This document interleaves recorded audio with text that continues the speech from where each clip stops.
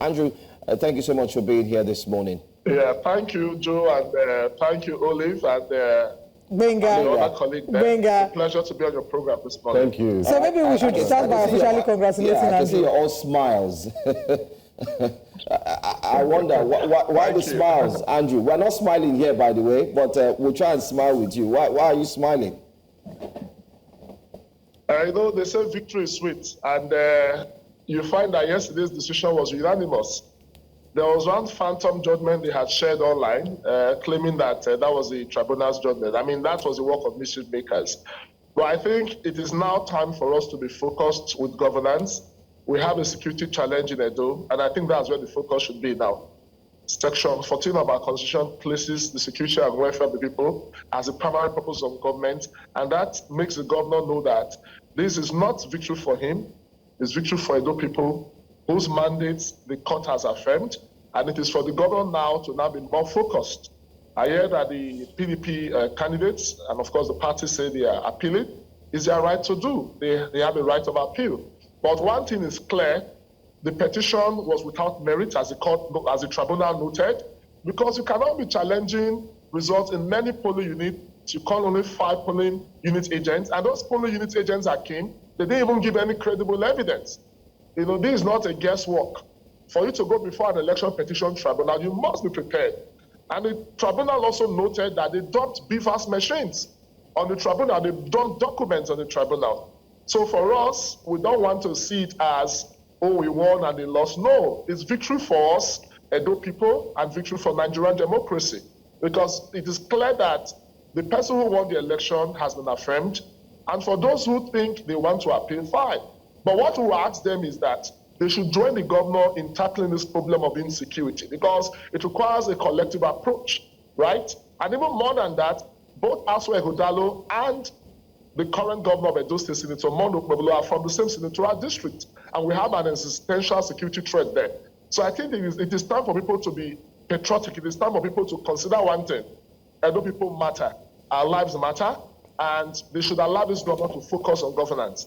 But in all, we thank God for the victory of yesterday, and it is a continuation of that mandate Edo people have given to Senator Sunday Okpebholo as Executive Governor of Edo State. Now, Honorable Emwanta, don't you think it's not yet Uhuru, since this is just a court of first instance, and the PDP has said, look, they're going to appeal this judgment? Is it not too early to celebrate? When you say too early, when we won this election September last year, we celebrated. And when the court now has affirmed the victory of Senator Sunday Okpebholo, what do you expect? We have to celebrate. It was a long walk to victory. It was one that was rooted in all manners of, the intrigues were much, because on the social media, PDP had concluded that they have won. And as God will have it, yesterday it became very clear that what they filed was a pack of cards. And just as the tribunal noted, issue 1 must fall like a pack of cards, because they claim that Section 17 of the Electoral, Sub 2 of the Electoral Act says that you must, put out all serial numbers of the ballot papers and the rest. And their own witness, from what the court said, actually testified that the right thing was done, that there was compliance with the Electoral Act. And they also raised this issue of overvoting. You don't dump BVAS machine. They could not provide any, apart from, extracts or screenshots of the IREV, which I think, from Supreme Court authorities, is not sufficient to establish overvoting. But overall, it's a good decision. We must commend the judiciary. They remain the last hope of the common man.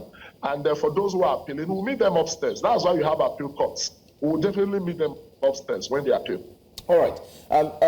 There are worries and concerns as well. I mean, during the entire process, we did see at some point where the PDP was winning some of the, they were winning some of the motions from, it was 4-2 increased to about 6-4, and then all of a sudden, of course, the final declaration there. Let's also look at the impact this would have, especially on the opposition party.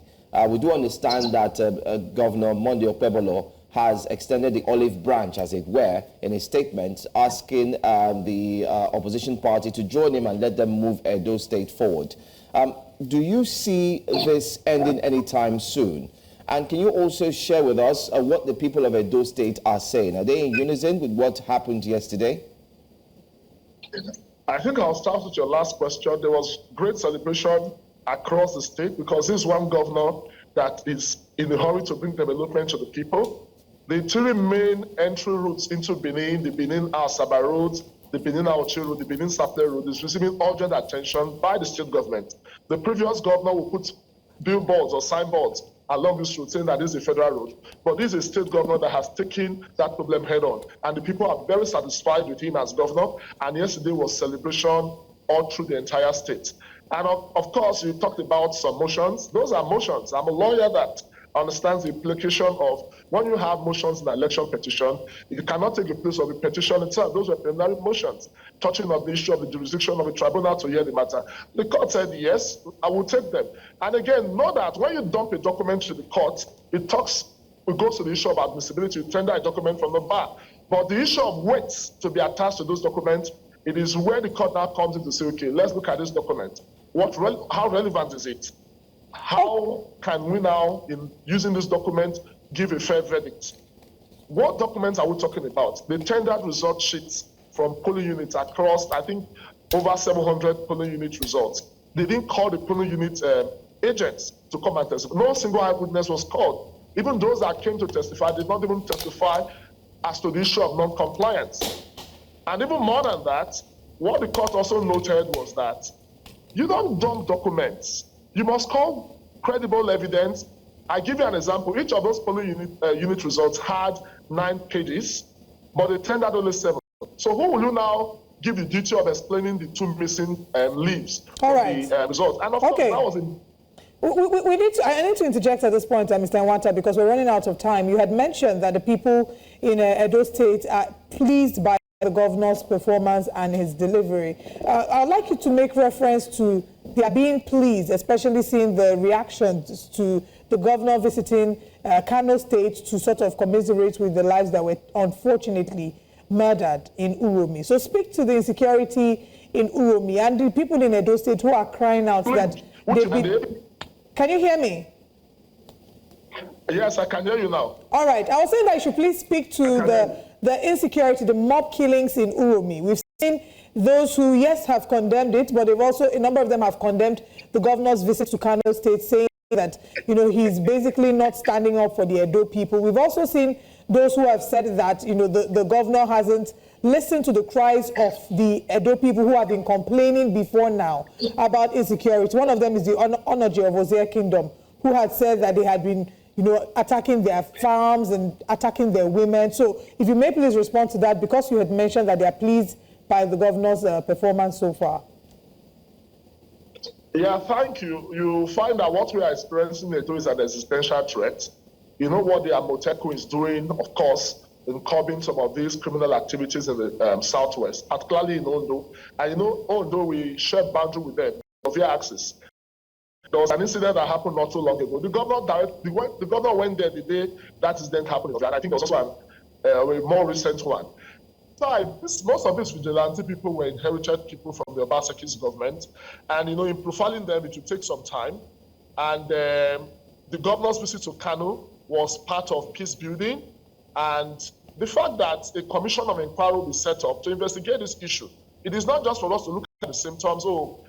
These people came in, they saw arms on them, and there was a mob attack. Because I think the people who were responsible for that mob attack didn't have faith in the police for them to have taken laws into their hands. But that does not explain why people would take human lives. I mean, jungle justice is not acceptable, and I assure you that those state government is on top of the situation. And time that particular committee or commission of inquiry comes up with their recommendations, of course, government will take definite steps in first recognizing our vigilante network and see how we can collaborate with the federal government agencies responsible for security, the DSS, the police, the civil defense, and what have you. But I think yesterday's judgment has further strengthened the hands of the governor as the chief security officer of the state, and I believe moving forward we'll see great changes in the security architecture of our state. All right. I want to say thank you so much for speaking with us, Andrew Emwanta, and thanks for sharing your thoughts on the latest happening there in the state, especially with the tribunal petition. Thank you.